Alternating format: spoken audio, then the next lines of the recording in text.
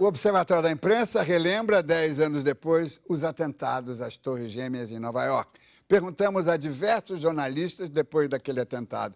O jornalismo mudou?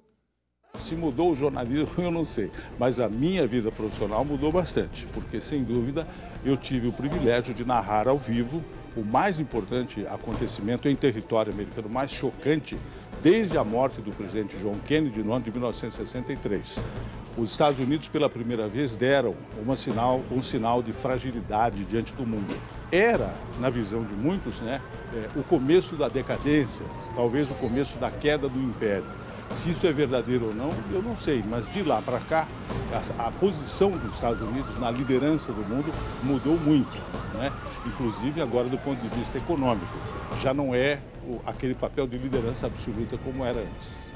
O mundo mudou, a política americana mudou, houve alguns absurdos também muito grandes depois daquilo e por causa do que tinha acontecido.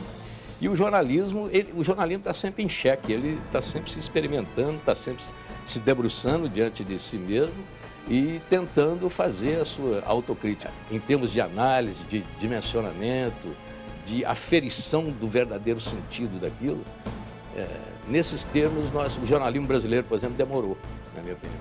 E isso aliado a uma certa descontinuidade da cobertura, que é uma das falhas, tradicionais até do jornalismo, é a descontinuidade, aquilo tornou a cobertura bastante criticável em muitos pontos. Não só a cobertura, o jeito de cobrir, não diria que mudou, mas o modo de encarar as organizações e o jeito como o Império Americano começou a demonstrar sinais de talvez fragilidade ou questionamento, impactou bastante a cobertura do terrorismo, a cobertura do terror. E acho que especificamente no modo das coberturas, ele se tornou mais atento ao quebra-cabeças, ao xadrez das forças mundiais. E que acho que isso aí não terminou, o século XXI apenas acabou de começar. Ninguém ousara derrubar 2 prédios imensos em Nova York, então. Então a gente já tinha a dimensão que era uma coisa inédita.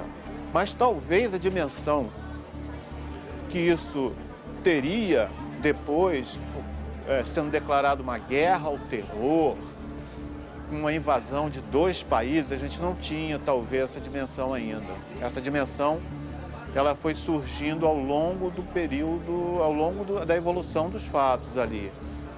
A gente ficou perplexo também com a reação inicialmente meio apavalhada do Bush, que estava numa escola quando recebeu a notícia e continuou visitando a escola e era meio de se esperar isso dele mesmo, mas de qualquer maneira é espantoso, mas a gente não tinha...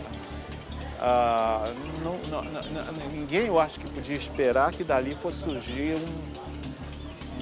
um novo tipo de confronto mundial, Eu acho que, assim, o fato jornalístico mais importante, eu acho que veio depois, quando a imprensa americana e grande parte da imprensa ocidental, na verdade, ela aderiu ao governo americano, digamos, aderiu à campanha antiterrorista do Ocidente, e isso deixou a imprensa um pouco cega para uma série de coisas, e que mais tarde ela ia rever, os jornais iriam rever essa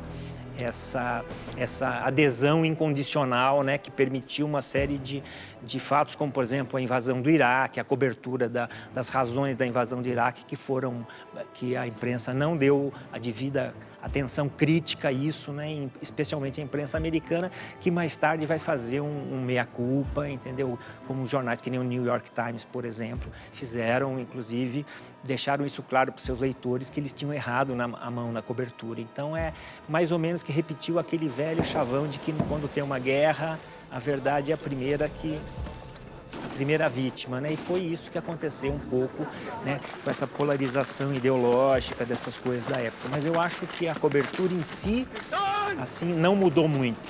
Foi uma cobertura grande, foi uma cobertura extensa, foi uma cobertura ao vivo, mas eu não acho que ela, em termos de qualidade, ela mudou muito, não. Eu acho que mais é a questão tecnológica e da internet, a mídia digital, eu acho que isso que sim é que está mudando o jornalismo.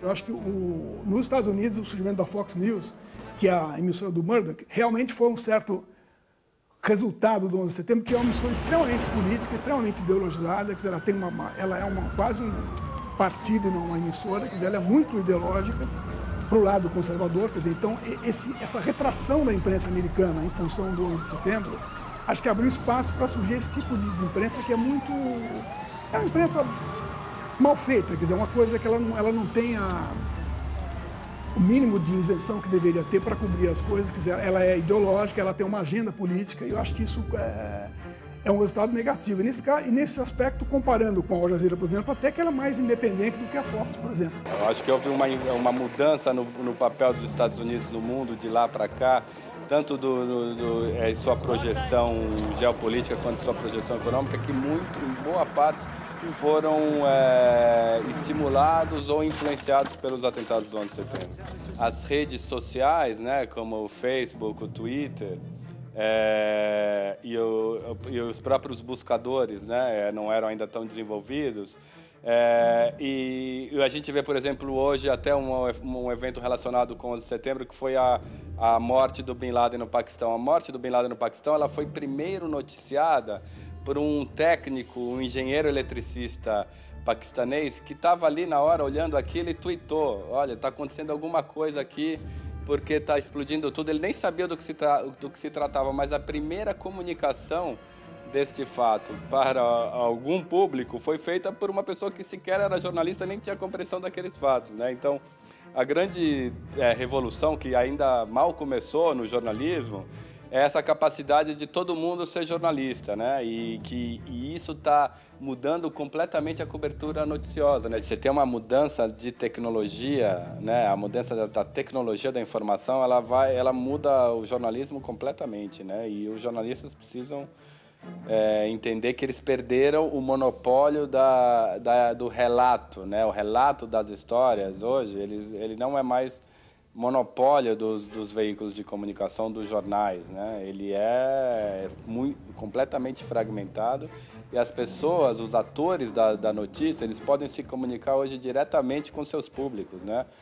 Ele pode se comunicar pelo Twitter, pelo seu site, pelo blog, por milhares de formatos hoje que se permite a comunicação, né? Então a mudança é brutal e mal começou. Ednei Silvestre, essa questão do paquistanês que viu, tweetou, mas ele não sabia o que era. É o equívoco que muita gente está fazendo. Achar que as redes sociais, quando alguém tuita ou coloca, há um tiroteio aqui perto, e daí? Cadê a apuração? Onde está a profundidade da informação? Quer dizer, o quebra-cabeças que no 11 de setembro só se montou horas depois, hoje também continua a ser difícil de ser montado. Se houvesse tuiteiros e blogueiros e tal, lá no 11 de setembro diriam: está acontecendo um incêndio aqui, não saberiam por quê, não teriam uma estrutura, nem teriam o nosso treino profissional para apurar. E apurar fatos com isenção. Também tem isso. Pois é. Sérgio Dávila, como é que você vê, você, editor executivo de um grande jornal, como é que você vê isso, né? Quer dizer,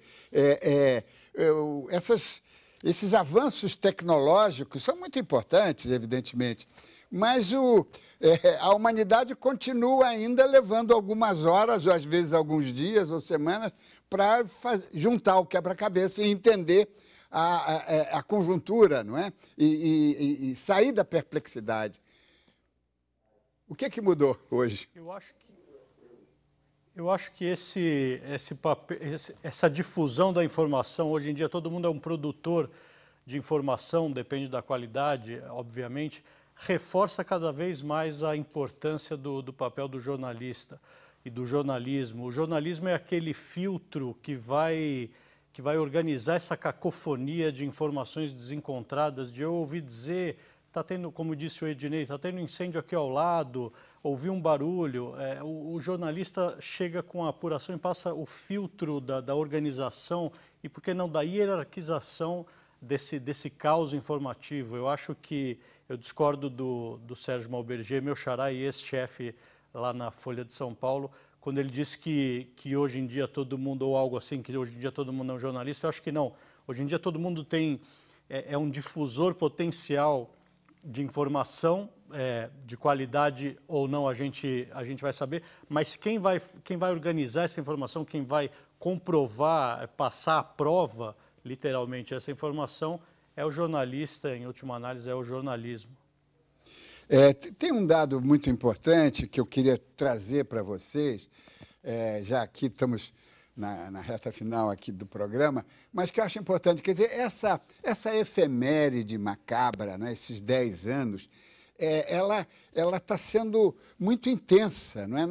Nós tivemos, quer dizer, 10 anos do início da Segunda Guerra Mundial, em 49, 10 anos do fim da Segunda Guerra Mundial, em 55, foi dado, né? Mas hoje há uma sede, talvez, de juntar, de fazer história, não é? Quer dizer, a história em tempo real obriga a grande a audiência mundial a entender, não é? E relembrar. Como é que vocês veem isso? Talvez porque, com o tempo, está se compreendendo mais profundamente as consequências daqueles atos, que são terríveis, mas o que veio depois também foi terrível. Parte da, digamos assim, decadência americana não é porque 4 aviões fizeram aqueles atos terroristas, mas porque um presidente parvo tomou decisões erradas e se meteu em atoleiros que estão custando muito caro aos Estados Unidos. Sérgio Dávila, essa dimensão histórica que está o mundo todo hoje, não só a mídia brasileira, mas a mídia internacional, em todos os cantos do mundo, estão, nesta semana, né, estão relembrando o 11 de setembro com uma dimensão histórica que raras vezes se tem. Como é que você vê, como é que você explica esse apego a fazer história, né? Diniz, não foi o Mao Tse-tung que, indagado sobre os efeitos da Revolução Francesa, respondeu: ainda é cedo para julgar? Eu acho que ainda é cedo para a gente julgar o que significou exatamente esse dia, uma década depois. Mas você perguntou lá atrás se o jornalismo mudou. Eu diria que sim, porque o mundo mudou nessa década. Alguns fatos são incontestes. Sem o 11 de setembro, não haveria o Afeganistão, não haveria o Iraque. Sem o Afeganistão e o Iraque, não haveria Bush II, ele não teria força para ser reeleito. Sem o Bush II, a gente não teria visto rendição extraordinária, que é um eufemismo para sequestro a soldo do governo, técnicas avançadas de interrogatório, que é um eufemismo para tortura, Guantánamo. Em última análise, não teríamos Obama. Então, os efeitos do 11 de setembro, 10 anos depois, nós ainda estamos começando a entender, mas o elenco de fatos que se seguiu aquele fato tão importante já nos são claros. Mas você acha, Ednei, que temos aí uma percepção da história, né? Quer dizer, já dá para o leitor médio, o telespectador médio, começar a se situar, não é? Nesse... Começar, sim, mas me parece apenas o início. Quer dizer, quantas dessas consequências atingem hoje o mundo inteiro? Acho que, como o Sérgio disse, citando Mao Tse-tung, é muito cedo. São apenas 10 anos.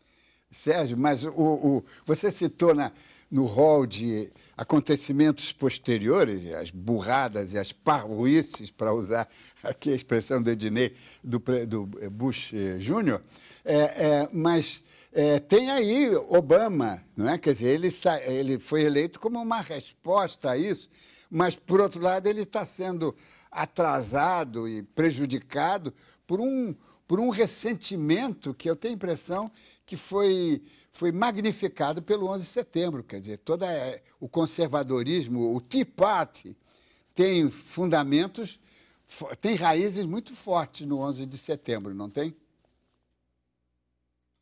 Tem raízes, você tem razão, e eu acho até que o Obama foi eleito em consequência dos 8 anos do Bush. Se o Bush não tivesse sido esse presidente imperial e tomado essas medidas tão contestáveis durante os seus 8 anos, o Obama não teria sido eleito. Então ele se beneficiou dessa parvoíce, para usar uma expressão já usada, do Bush, mas, ao mesmo tempo, ele está sendo vítima desses 8 anos de desmando. A gente não pode esquecer que foi nesses 8 anos que os Estados Unidos gastaram, alguns cálculos dizem, de 3 a 5 trilhões em consequência dessas 2 guerras, e da terceira guerra, que é a guerra que perpassa tudo isso, que é a guerra ao terror, é a guerra mais dispendiosa de todas.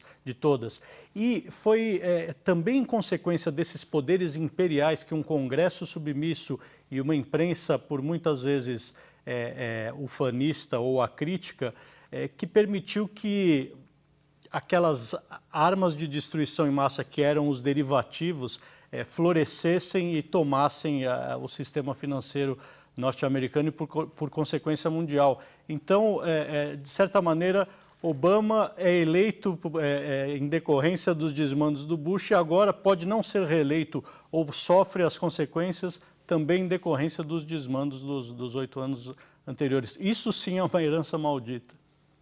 Chegamos ao final do programa. Quero agradecer muito a presença do jornalista Ednei Silvestre, Sérgio Dávila, que foram autênticas testemunhas oculares da história. Na semana que vem, novamente iremos ao ar, às 10h30 da noite, com um programa sobre o falso glamour da função do correspondente de guerra. E lembre-se, acompanhando o Observatório da Imprensa pela internet, pela TV ou pelo rádio, você nunca mais vai ler jornal do mesmo jeito. Boa noite.